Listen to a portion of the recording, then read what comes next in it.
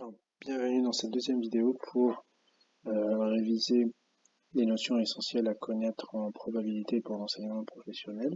Donc maintenant on va voir deux choses. On va voir ce que c'est qu'une probabilité euh, exprimée sous la forme d'un arbre pondéré. On va voir la notion de chemin. Et puis on va voir aussi quand est-ce que l'on peut dire que deux événements sont indépendants. Donc là j'ai pris les ressources disponibles sur le site d'Yvan Monca. Ces deux exercices-là sont des exercices tirés de son cours, qu'on va exploiter ici pour que plus tard vous puissiez aller réutiliser son cours disponible sur son site mathématique et pouvoir vous approprier ces exemples-là. Donc on commence par cet exercice-là. Un sac contient 50 boules, dans 20 boules rouges et 30 boules noires. Il est marqué soit gagné, soit perdu. Sur 15 boules rouges, il est marqué gagné. Sur 9 boules noires, il est marqué gagné. On tire au hasard une boule dans le sac. Soit R, l'événement en tire une boule rouge, soit G, l'événement en tire une boule marquée gagné. Donc ici, on va revenir sur cette conclusion plus tard. Je vais voir ce que c'est qu'un tableau, enfin plutôt ce que c'est qu'un arbre pondéré. Donc on avait déjà vu le tableau d'effectifs croisés. Donc imaginez que vous mettiez votre main dans ce fameux sac et que vous tiriez une boule. Dans tous les cas, vous aurez soit une boule rouge, soit une boule noire. Donc on va commencer par faire deux branches. Soit je vais tomber sur R, une boule rouge. Alors pour différencier boule rouge de boule noire, je vais directement mettre N et R. Soit je vais tomber sur R qui est la boule rouge, soit je vais tomber sur N qui est une boule noire. Très bien. Maintenant, une fois qu'on est tombé, imaginons que l'on soit tombé sur une boule rouge. Dans cette boule rouge-là, soit il est marqué gagné, comme vous pouvez le voir ici, soit il n'y a pas gagné. Donc s'il n'y a pas gagné, c'est perdu. Et là, on aura gagné, et là, on aura perdu. De même, si en mettant ma main dans ce sac, je tire une boule, je prends une boule qui est noire, cette boule noire, certaines de ces boules noires auront la mention gagné dessus. Donc de même, j'aurai deux cas. Soit ça sera une boule noire avec gagné dessus, soit ça sera une boule noire où il n'y aura rien, je vais mettre P, perdu. Ou j'aurais peut-être dû mettre G bar. Je mettrai ça après. Donc on va mettre ici G bar, on va mettre ici G bar. Très bien. Maintenant, on va voir pourquoi on l'appelle arbre pondéré. Donc ça, c'est les espèces de branches de l'arbre. Maintenant, on va voir les pondérations de l'arbre. Donc, les probabilités. Quelle est la probabilité de tomber sur une boule rouge? Donc on a dit que dans le sac, on a 50 boules. Et 20 de ces boules sont rouges. À ce moment-là, je vais prendre 20, je divise par 50. 2 sur 5, donc vous trouvez 1 sur 5 multiplié par 2, ça fait 0,4, il me semble. Vous pouvez quand même vérifier ça à la calculatrice ou écrire directement le résultat. Vous n'êtes pas obligé de garder l'écriture décimale, vous n'êtes pas obligé de favoriser l'écriture décimale ou bien l'écriture fractionnaire. Très bien. De même, donc là, il y a deux façons de faire. Soit vous allez faire 1 moins 0,4 pour trouver le résultat, soit vous allez recalculer à partir de l'énoncé. Moi, je vous conseille de recalculer à partir de l'énoncé. On ne sait jamais. Il se peut que là, vous ayez fait une erreur. Pas la peine de trimballer l'erreur, comme on dit. Donc, je prends 30 boules noires divisé par 50. Intuitivement, on voit bien que dans ce jeu, on aura plus de chances de tomber sur des boules noires. 30 divisé par 50, ça va faire 0,6. Très bien. Ensuite, parmi les boules rouges tirées, combien se verront marquées de 15? On a 15 boules rouges, où il y a marqué gagné. Donc à ce moment-là,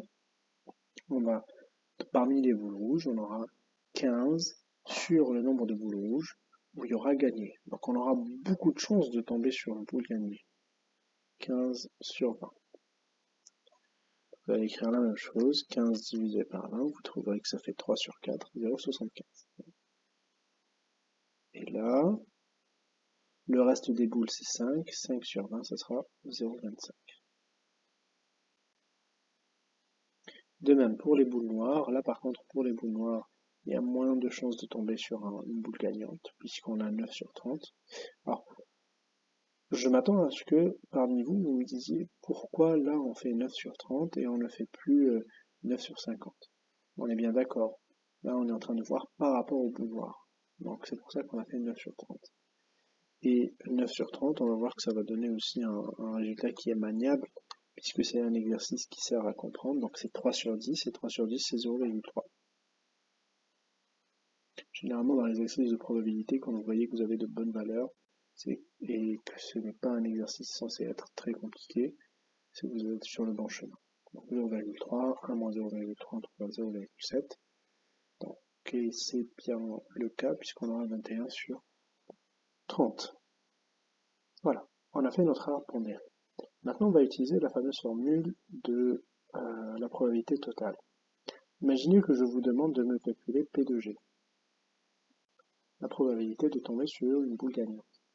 Et là, on ne sera pas d'accord, on va se dire, est-ce qu'on parle de ce G-là, celui qui est là, ou bien on parle de celui qui se trouve ici.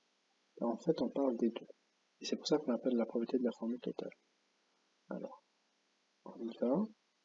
P de G, c'est égal à tous les chemins qui vont mener à G. On commence par le premier chemin. Le premier chemin, c'est celui-ci. Celui-ci, comme vous voyez, c'est P de G, mais en ayant passé par R. Donc P de G sachant R.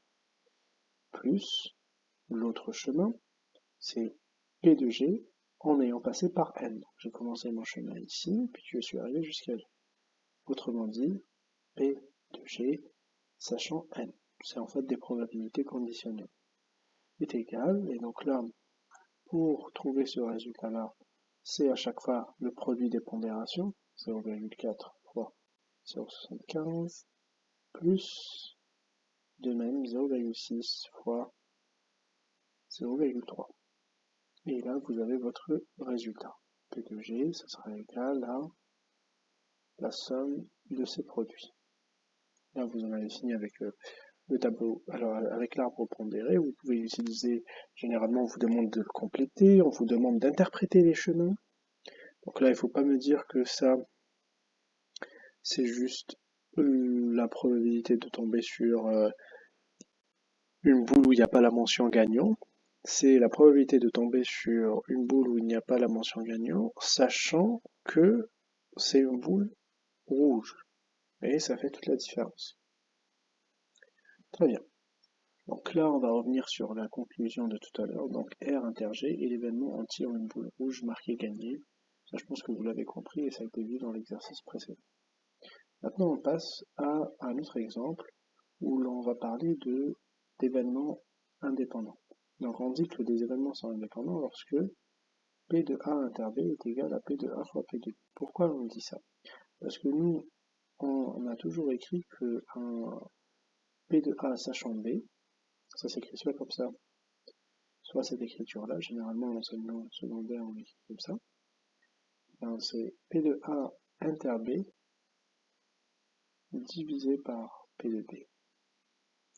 Maintenant, regardez, si on fait une règle de 3, on peut dire que ce qu'il y a ici est équivalent à P de A sachant B multiplié par P de B est égal à P de A inter B. Finalement, on retombe dans exactement la même formule qu'en haut. Je ne sais pas si vous arrivez à le voir. Ça peut sembler assez évident, donc on va faire ça ici, donc on a la même formule qu'ici. C'est ça. On va essayer d'éloigner ça. Voilà. Regardez, c'est juste que j'ai inversé les sens. P de A intersection B est égal à P de A fois P de B. Alors vous me direz que c'est presque la même chose, sauf qu'il y a un petit problème. Là, moi j'ai écrit P de A sachant B. Là, ça voudra dire que il faut que P de A sachant B soit exactement égal à P de A. Concrètement, qu'est-ce que ça veut dire tout ça? Alors, vous inquiétez pas, ça veut juste dire que vous allez faire un petit calcul. Donc, on va regarder de ce côté-là. On a un jeu de 32 cartes. Alors, si on a un jeu de 32 cartes, rappelez-vous, on a toujours 4 choses. Trèfle, on a trèfle, pique, carreau et cœur. Maintenant, on a dame, valet, roi. Et puis, on aura, donc, ce sera 8 fois 4. Donc, il nous manque encore 5 autres cartes. Donc, valet, valet, dame, roi, l'as. Donc, 4 cartes. Et puis, 7, 8, 9, ou bien 8, 9, 10, il me semble. 1, 2, 3, 4, 7, 8, 9, 10. On a 1, 2, 3, 4, 5, 6, 7 et 8. Voilà, très bien. Donc on a 8 cartes trèfle, 8 cartes pique, 8 cartes carreau, 8 cartes cœur, donc 8 fois 4 ça fera 32. 8 fois 4 ça fera 32, c'est bien le total qu'on cherche. Très bien. Et on nous demande de calculer l'événement de R, tirer un roi. Et ensuite ils veulent qu'on tire un trèfle. Alors, que l'on tire un roi ou l'on tire un trèfle, on va voir que c'est différent. P d'un roi, il y a combien de rois en tout? Il y en a 4. Il y a le premier roi, deuxième roi, troisième roi, quatrième roi. Il y a combien de cartes? Il y en a 32. 4 sur 32. Ok. Ensuite, on veut tirer un trèfle. Par contre, un trèfle est de T. On voit que dans les trèfles, il y a 8 cartes. Dans ce jeu de 32 cartes. Si on était dans un jeu de 52 cartes, il y en aurait 10. Ou plus. Donc P de trèfle, ça sera cette fois 8 divisé par 32. Très bien. Maintenant, ils veulent, et d'ailleurs c'est intuitif, si vous jouez à un jeu de cartes, vous vous direz, ah, il est plus probable de tomber sur un trèfle que de tomber sur un roi, parce qu'il y a plus de trèfles que de rois. Alors, l'événement R inter D, c'est on tire le roi de trèfle. On tire le roi de trèfle, ça veut dire quoi? Donc P de R T, on vient ici, le roi de trèfle, c'est exactement l'intersection de ces deux choses-là. C'est ce que j'ai entouré en vert. Et donc, dans un jeu de 32 cartes, il n'y aura qu'un seul roi de trèfle. On va l'écrire, donc on a un roi de trèfle sur 32 cartes. Très bien. Maintenant, on veut voir si ces événements sont indépendants. De quel événement on parle? De R et T. Alors, on va prendre une autre couleur. Parce que R et T sont indépendants. C'est tout simple. Vous allez calculer un produit deux fois. Donc, on a écrit la règle ici, vous le voyez. Vous allez calculer un produit ici, comparer. Si vous trouvez cette égalité, alors ils sont indépendants. Sinon, ils ne le sont pas. Donc, on revient ici. Est-ce que R et T sont indépendants? Là, on a vu que P de RT inter T, c'est 1 sur 32. Et on a P de R fois P de T, c'est 8 sur 32 fois 4 sur 32. Et ça va faire 8 fois 4, ça fera... Alors je pense que vous voyez déjà le résultat. 32 sur 32, et donc on aura 1. Est-ce que 1 et 1 sur 32 sont pareils? Visiblement non. Donc on voit bien que cette quantité-là est différente de cette quantité-là. Attendez, ici on a fait une erreur. Donc on multiplie 32, je fais une petite bêtise, une grosse bêtise même. Donc on a 32 en haut, et puis en bas on a 32 au carré.